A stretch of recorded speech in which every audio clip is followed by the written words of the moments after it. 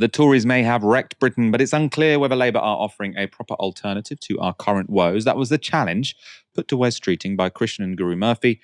See what you think of Streeting's answers. Even with our pretty low expectations of the Conservative Party, I don't think anyone would have expected them to be quite this chaotic, quite this reckless with the public finances, and to leave such a state, whether it's the worst crisis in the history of the NHS or classrooms literally falling in. So it's just competence, isn't it? That's what you're offering. You're not really offering a philosophy that's any different. And values. Of course it's about values. And look at the sorts of choices that a Labour government would make to invest in the education of the majority of children in this country, better teaching. We will tax private schools fairly. So would you rebuild the schools? Would you bring back building schools for the future? Well, of course, with these schools that have the rack concrete problem, of course we're going to have to pick up the pieces not just those, and pick up the bill. There was a programme of rebuilding schools, and the government had to park it and cancel it. Well, they didn't Labour have bring to. it back? Well, they didn't have to. It's a really good yeah. example, though, isn't it, of the difference between Labour values and Conservative values. Scrapping a school building programme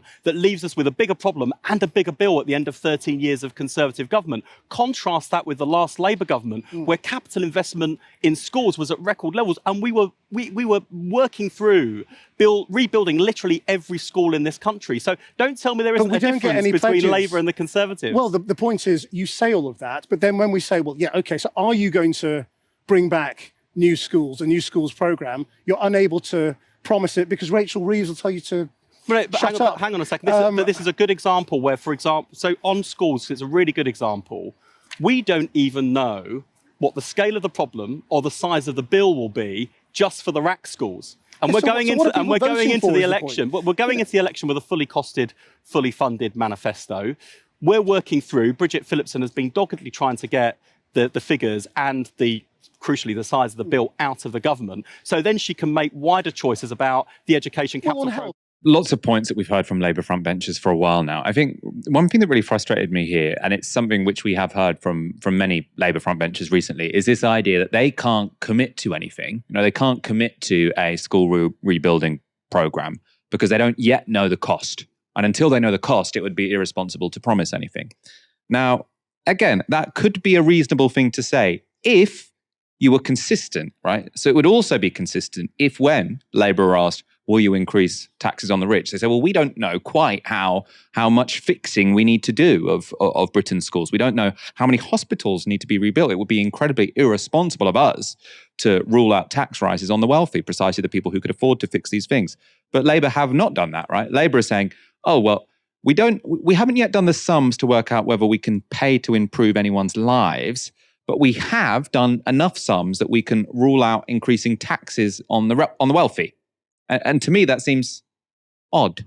It seems like they're trying to paint this as a technocratic answer. We will work this out once all the information is in front of us and we can do these sums. Why does that apply only to spending on public services, but not apply to, the other side of the equation, which is taxes to pay for public services? Why do we never hear a Labour politician say, well, it would be deeply irresponsible for us to say we couldn't possibly increase taxes on the wealthy or we couldn't possibly introduce a wealth tax because we don't know quite how bad an economy we're going to inherit. But they never say that. They can rule that they're perfectly happy to say, we don't really know what we're doing, but we're very willing to rule out wealth taxes, but they are not willing to rule out letting our schools continue to crumble. I suppose I should say, Wes Streeting has said that the whole concrete issue, they will have to fix that because the immediate safety of schools is something which cannot be compromised upon. But again, that's really falling into precisely the argument or precisely the sort of way of thinking which Wes Streeting was arguing against there. He says, the short-term idea, what do governments always do when they cut funding, right? They don't cut current spending necessarily because people will notice that immediately. The first thing they will always cut is capital spending because they think, well, that's going to be someone else's problem. And it seems to me that Wes Streeting is essentially saying a similar thing here, which is, oh, of course, we'll have to pay for the immediate problems, but we can't promise to invest in the future. Labour is not even claiming to sell, this idea that we will fundamentally improve your life. It's their sell is not that we will invest in the things that really matter to you, healthcare, education, housing. That's not their sell. Their sell is essentially that we will put the managed back into managed decline. And that's what I always get from seeing the Labour front bench speaking, is this sense that there is an inevitable acceptance that Britain doesn't have a welfare state anymore. It won't have a functioning welfare state, that the state is only going to exist in order to create the conditions for the super wealthy to get returns on their investments, whether it's, through our housing system or through whatever private contractors are going to pick up the scraps and are already picking up the scraps of our NHS, that the role of government is to grease the wheels for that and to be punitive. So to, invest in police, to invest in war, to invest in any part of the state that is about punishing people. That's the kind of reality that we exist in. And it feels like Labour has just conceded that completely. One thing that struck me there was Christian Gurumurthy, who, did put really good questions to Wes Streeting there. He sort of said, oh, but, Labour is saying that the Conservatives are a problem and they're pointing out all these problems, but they're not making any pledges on what they're going to do. And it just struck me there that even if Labour were making pledges, the problem is that even those pledges are not worth the paper they're written on. And so really, where do we go from here when it's like, if you say you're going to do something, we don't have a reason to believe you. But so then the other alternative is that you just don't promise anything at all.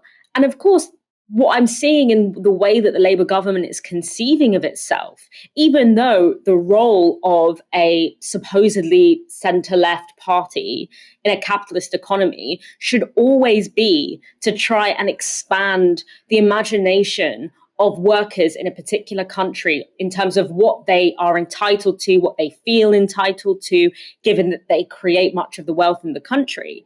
And yet Labour see it as their brief to do the exact opposite, to shrink and discipline the public's imagination in terms of what they can actually commit to doing. And so really Wes Streeting divulged that, as you outlined there, Michael, the fundamental problems are going to remain the same. It's going to remain business as usual. That while they might be willing to throw a little bit of money to immediate crises if they are on the front pages, they aren't going to do what we know this country needs, particularly as we enter an era of, climate breakdown, which we are seeing is impacting Britain a lot harder and faster than we thought it was going to be. We should be investing in making resilient systems that may not be immediate vote winners, or they may not be immediately legible to the electorate, but the generations in the next 10 years, 15 years, 20 years are going to be thankful to us, because as further crises, whether it's economic or climate related, and most likely an intersection of the two, we want to have resilient systems that can cope with that. And Labour hasn't gotten the memo that not only is that really important, but they could sell it as something that would actually win votes. It could absolutely be a vote winner if Labour was just willing to do it. But unfortunately, it seems that they are wanting to look, quote unquote, responsible, not to the people that actually have to use the healthcare systems and education systems and housing systems in this country. They want to appear responsible to the people and the companies that want to make money off those systems. And that's the fundamental problem. It's a complete divergence of interests.